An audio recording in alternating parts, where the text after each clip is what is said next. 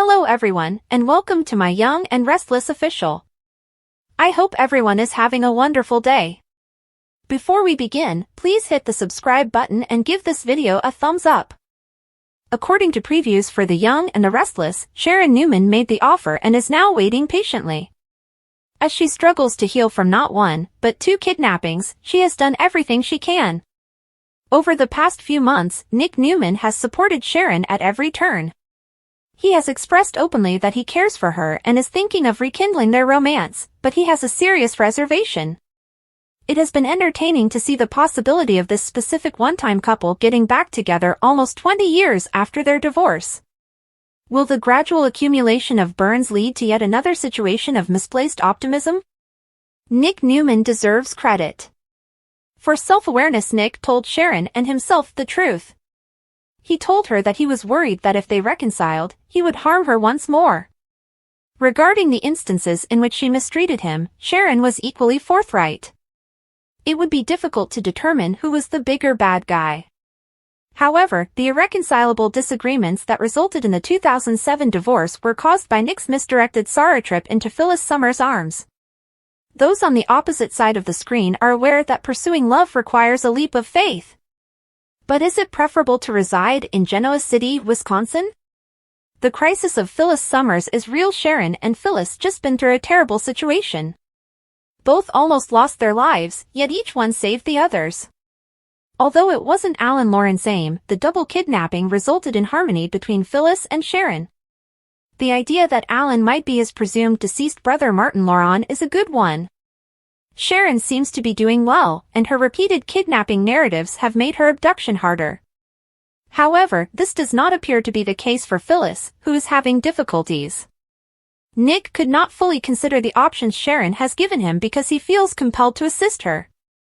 Genoa City's revival is started by Vacation Jump. Ideally, Nick will choose to accept Sharon's request and assist Phyllis.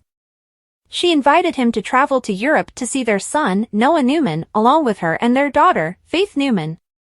With Nick supporting her, Sharon may confront her kidnapper in a soap opera that ties in with the Lauren brothers' plot. Sharon might not have to murder Alan or Martin, as Camryn Kirsten did, but she might play a crucial role in his exposure or apprehension. It would be better than fantastic soap opera to combine the aforementioned with Sharon and Nick's discovery that their love tale has been revived. The drama of the day would be unforgettable. I hope that these characters are being written to go past their history and become married and reconciled. Victoria kept watch via a little window in the closed door of the psychiatric ward at Genoa City Memorial Hospital while Claire slept in a patient room. Concerned, Victoria sought a therapist to address Claire's propensity for extended sleep. At the start of treatment, medical professionals typically talked more than their patients, the therapist explained. Victoria sobbed that Claire seemed to be withdrawing and excluding others. There was no sign of worry from the therapist. Victoria begged the therapist to let her inside Claire's room because she wanted to be nearer to her daughter. As Claire slept, Victoria sat by her bed. "I know you're probably scared and confused," Victoria added. "After everything your Aunt Jordan done to you and your grandma, my mother, you most likely don't know who to trust. All I'm trying to tell you is that you're not alone." Several family members and friends longed to welcome Claire into the fold whenever she was ready, Victoria wrote. Victoria assured Claire that she and her family were safe. Victoria explained that she was eager to learn what Claire enjoyed doing in her own time and took 2 books with tattered covers out of her bag. Despite being thankful to have Claire in her life, Victoria acknowledged that she had no idea what would happen next. The books were placed on the bed by Victoria. When Claire woke up, she appeared a little taken aback to see Victoria. Victoria murmured, "Happy New Year, Claire," with tears in her eyes. Lucy, dressed in her pajamas and robe, came out of her bedroom at Daniel's apartment and inquired about her mother. In response, Daniel said, she left after midnight. Lucy said she thought her mother might have stayed the night. Daniel had a flashback in which he recalled Heather kissing him on the lips. "Why would you say that?" Daniel asked in response to Lucy's statement. Lucy remembered that her parents had fallen asleep on the couch and that it had been late. Lucy was asked by Daniel why she hadn't woken them up. Lucy showed a picture of Heather sleeping with her head on Daniel's shoulder that she had taken with her phone. Lucy acknowledged that she had wished the three of them could have had breakfast together as they used to. Daniel recalled pushing away from Heather after she kissed him, telling her that he hadn't meant for them to kiss, after Lucy had gone to her bedroom. "Neither did I," Heather had said. "Though I'm not sure what transpired, you felt it too, didn't you?"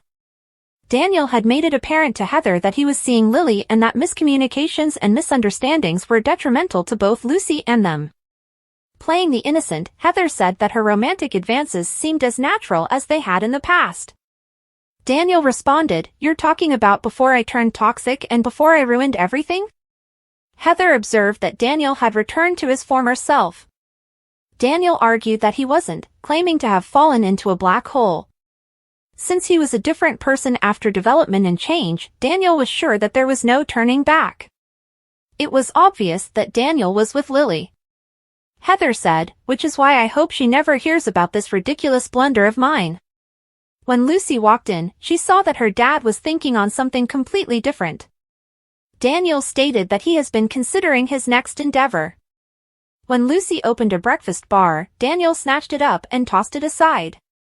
As they chatted, Daniel insisted on having a traditional breakfast of pancakes and bananas at the table. When Danny arrived, he was thrilled to be welcomed to a brunch prepared in the Romalotti tradition. Lucy surreptitiously persuaded Heather to join her and Daniel for pancakes at the athletic club across town as she was about to place her breakfast order. In her text message response, Heather asked Lucy if her father had received the invitation. "Whose idea do you think it was?" Lucy asked. Heather grinned. Phyllis wished Christine a good new year at Crimson Lights. Phyllis said she had previously met Christine, who had spent the night with Danny. Christine pointed out that she and Danny were two individuals who respected and liked each other, but that Phyllis clearly did not like mature relationships, as seen by her choice to arrange an impromptu dinner date with the fairly shady Tucker McCall. No matter how hard Phyllis tried, she couldn't have destroyed the evening, Christine boasted, adding that she and Danny had had a memorable evening. Phyllis expressed regret that Christine thought she posed a threat. Christine chuckled and informed Phyllis that she was aware of Phyllis's fabricated date with Tucker, hinting that the two had probably spent hours discussing scandals. Even though Tucker was risky, Phyllis admitted that he knew how to have fun. In response, Christine stated that she was aware that Phyllis had shown interest in Danny, but she maintained that this was more due to her absurd rivalry than to any genuine affection. Christine pointed out that one of Phyllis's shortcomings was that she chased someone who didn't want her instead of taking control of her newfound riches and freedom.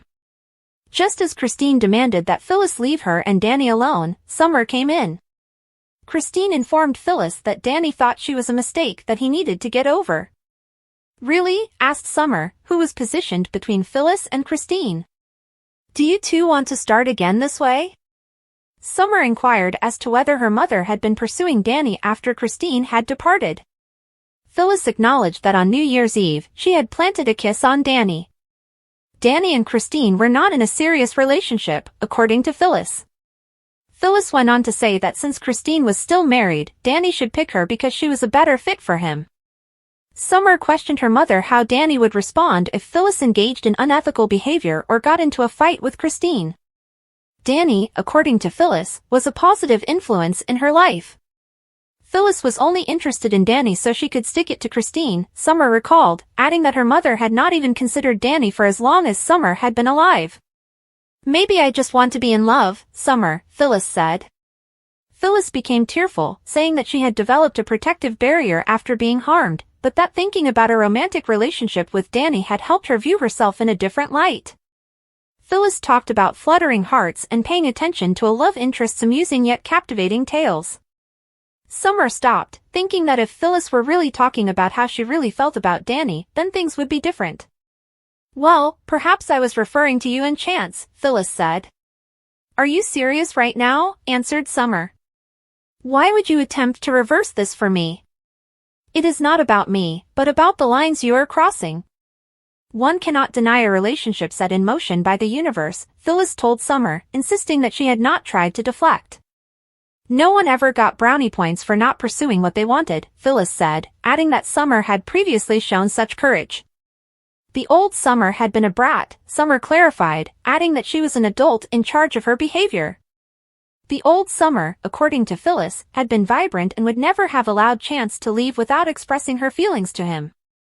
After Phyllis kissed Summer on the forehead and expressed her wish that the new year will be a truly positive one for her, Summer let out a frustrated sigh. On the terrace nearby, Sharon shook her head after hearing what Phyllis and Summer were saying.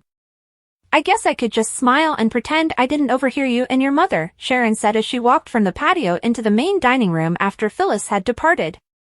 Almost out of breath with shame, Summer answered, talking about Chance.